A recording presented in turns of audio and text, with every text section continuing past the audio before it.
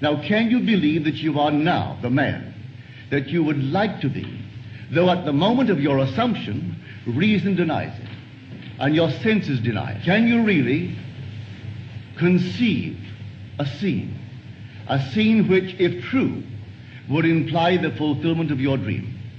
Just imagine it. Certainly you can imagine it. But the problem is, will you believe it? Will you believe in the reality of the thing imagined? If I can this very moment imagine myself into a state, any state at all, and dwell in it. Well, now, what is dwelling in it? Well, I am dwelling in it. Well, that's Christ. And that is the resurrecting power of the universe. So if I remain in a state, I will resurrect it and objectify it in my world. But I have to select it and enter the state. If the spectator could enter into any of these states in his imagination, approaching the state on the fiery chariot of his contemplative thought, what would it feel like if it were true? How would I feel if I were now the man that I would like to be? How would I know that I could become it? Well, I first, as I assume that I am it, let me think of my friends, those who really would rejoice with me were it true. Let me imagine that I am seeing them in my mind's eye. How do they see me? If what I am assuming is true, they should see me as I am seeing myself. And if they are friends, they should rejoice with me.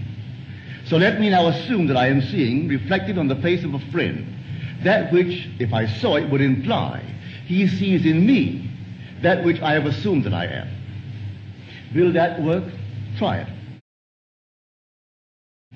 Well, if this night I really believe it, I would not allow the sun to go down in my sleep unless I feel myself right into the situation of the wish fulfilled.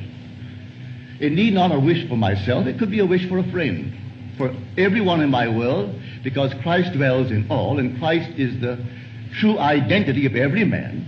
Then everyone must be myself pushed out. It can't be another if God is one. Therefore I tell myself, as the seeming other, what I would do were I you. And instead of giving him the thing that he needs physically, tell him how to get it for himself. What would you feel like if now you were the man that you want to be? How would you see the world if things were as you desire them to be? Now, this is what I mean by living in the end.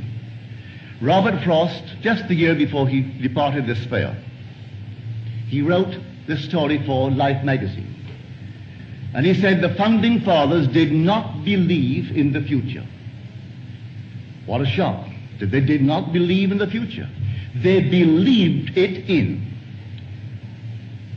He said we are always imagining ahead of our evidence. And the most creative thing in man is to believe a thing in. They had no evidence to support their claim to democracy. They were under a king when they threw the king away and began to simply build a concept of the future. They did not believe that the mere passage of time would bring them that dream. They believed it in.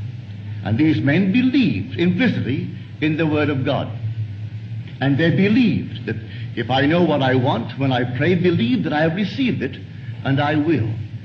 Well, if that precept is true, literally true, to be accepted literally and fulfilled literally, well, then what am I doing? Not believing. I should actually know exactly what I would like to be, and discovering what I would like to be as against what I seem to be, dare to assume that I am it. And my assumption, though false, if persisted in, will harden into fact.